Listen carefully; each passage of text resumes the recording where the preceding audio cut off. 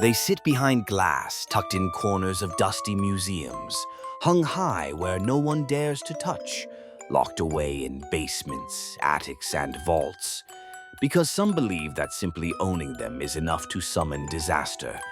What if certain objects, dolls, chairs, paintings, jewels, weren't just things but conduits for something else?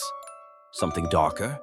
Throughout history, legends have whispered of cursed possessions, objects so entwined with tragedy, death, or the uncanny that no one who touches them walks away unchanged. Some say it's coincidence, others the imagination running wild, but some aren't so sure. In this video, we'll explore 5 of the most notorious haunted and cursed items ever recorded.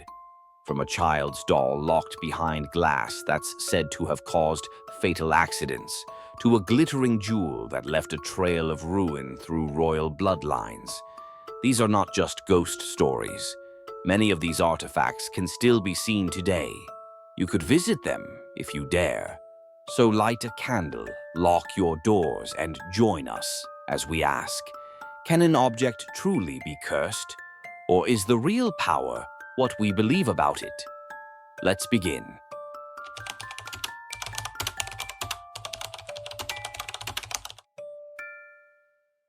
Nestled inside a glass case marked with a handwritten warning, "Positively do not open," sits one of the most infamous objects in paranormal history, Annabelle.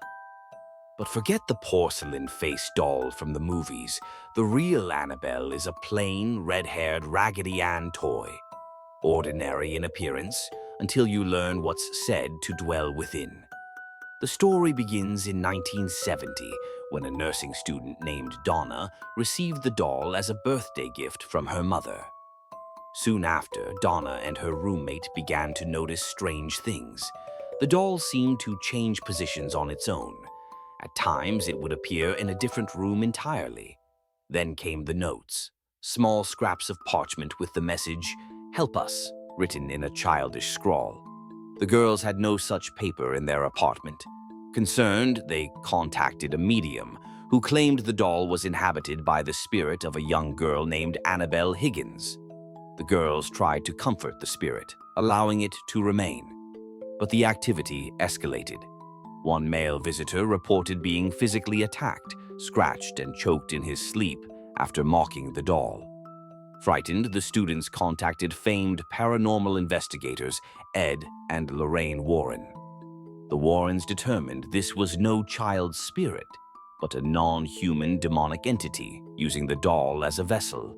They took it into custody, where it now resides in their occult museum in Connecticut, locked in a case and occasionally blessed by a priest. The legend doesn't end there. According to the Warrens, one visitor mocked Annabelle, banging on the glass and daring it to do something. After being thrown out, he reportedly died in a motorcycle accident just hours later.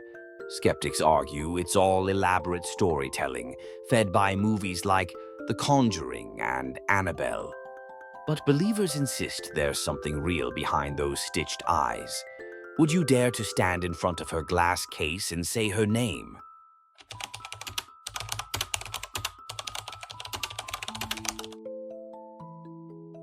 It looks like an ordinary wooden wine cabinet, aged, scuffed, unremarkable. But according to those who've owned it, the Dybbuk Box holds something far more sinister. The legend begins in 2003 when a man named Kevin Mannis listed the cabinet on eBay. In the item description, he detailed a chilling backstory. He had purchased the box at an estate sale from a Holocaust survivor. Soon after, strange things began happening. His shop filled with the scent of jasmine and cat urine. Light bulbs exploded, and everyone who came into contact with the box reported nightmares.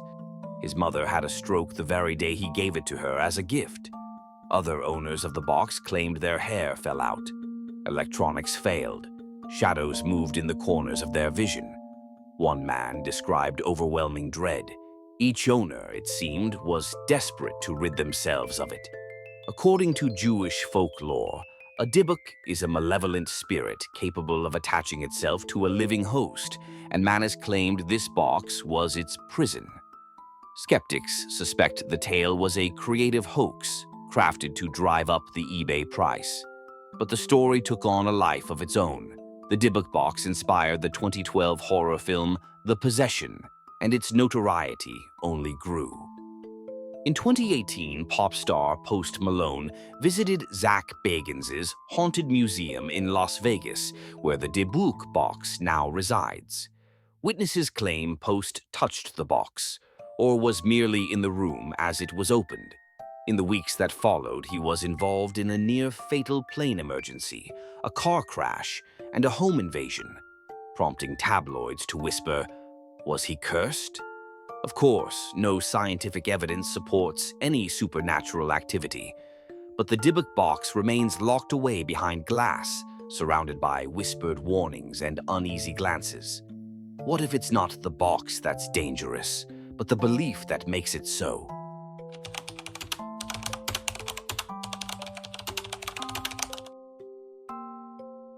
It's just an old wooden chair, rough, unremarkable, tucked into a museum in North Yorkshire, England. But to many, it's known by a darker name, Busby's Stoop chair, or more ominously, the dead man's chair. The story dates back to 1702.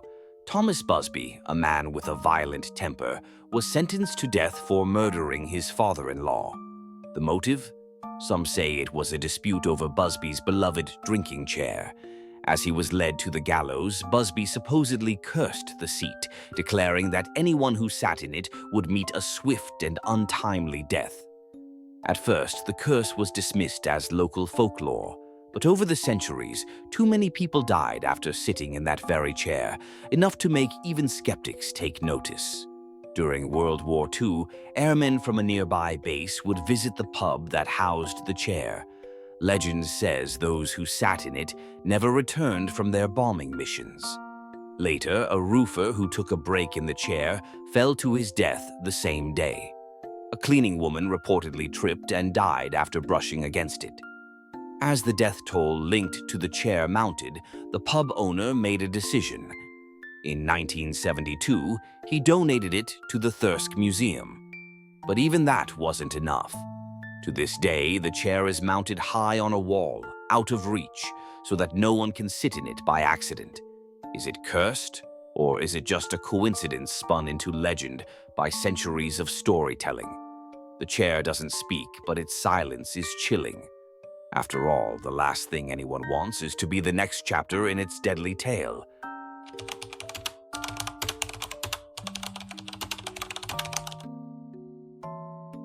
Few jewels in the world shine with as much brilliance or carry as much dark reputation as the Hope Diamond. A mesmerizing 45-carat deep blue gem, it now rests behind secure glass in the Smithsonian Institution. But for centuries, this diamond has been trailed by whispers of death, ruin, and misfortune. The legend begins in India, where the diamond was said to have been stolen from the eye of a statue, an act of sacrilege that allegedly cursed the gem and all who possessed it. The tale is murky, but the warning stuck. The Hope Diamond brings tragedy. One of the earliest known owners, French gem merchant Jean-Baptiste Tavernier, supposedly met a grisly end, torn apart by wild dogs. In truth, he died of old age, but the myth endured. The diamond later found its way into the hands of King Louis XVI and Marie Antoinette, both famously executed during the French Revolution, another victim added to the curse's lore. In the 20th century, Evelyn Walsh McLean, a wealthy American socialite, acquired the diamond. During her ownership, she suffered a series of personal tragedies. Her son was killed in a car accident, her daughter died of a drug overdose, and her husband left her for another woman. Did the diamond cause her misfortunes, or was it just the randomness of a troubled life under the spotlight? Interestingly, some believe the curse was manufactured by Pierre Cartier, the famous jeweler, to boost the diamond's allure. It worked. The legend helped him sell the Hope Diamond to McLean. Today, it lies in calm silence at the Smithsonian National Museum of Natural History, watched by millions.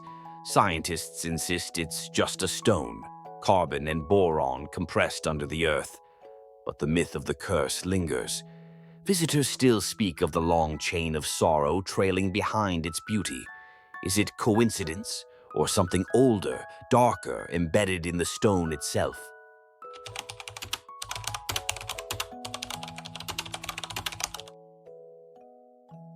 Some haunted objects are ancient, some are glittering jewels. But one of the most unnerving cursed items of modern times is a simple painting. It's called "The Hands Resist Him," and unlike other cursed objects, it was born not in the mists of legend, but on the internet. Painted by Bill Stoneham in 1972, the artwork shows a young boy standing beside a lifeless doll in front of a glass door. Behind the glass, disembodied hands pressing toward them from the dark. It's eerie. But it was just art, until it wasn't. In 2000, an eBay seller listed the painting with a chilling story: that the figures in the painting moved at night, that the doll would threaten the boy, that their home had been plagued with strange noises, nightmares, even unexplained illnesses. The seller included photos that supposedly captured the boy stepping out of the painting. The internet did what it does best. It went viral. The haunted eBay painting was born. The listing drew thousands of views, and even now some people claim that just looking at the image online makes them feel sick, dizzy, or watched. Eventually, the painting sold for over $1,000 to a gallery in Michigan, where it remains today. The artist, Stoneham, later said that the piece represented childhood vulnerability, and the hands were other lives pressing in. He never intended it to be sinister, but even he was startled by how many people reported intense reactions to it. Is it haunted, or is it just a case of collective projection, where the right imagery, paired with suggestion, stirs something deep and unsettling in all of us? Either way, "The Hands Resist Him" proves one thing. In the age of digital storytelling, even pixels can carry a curse.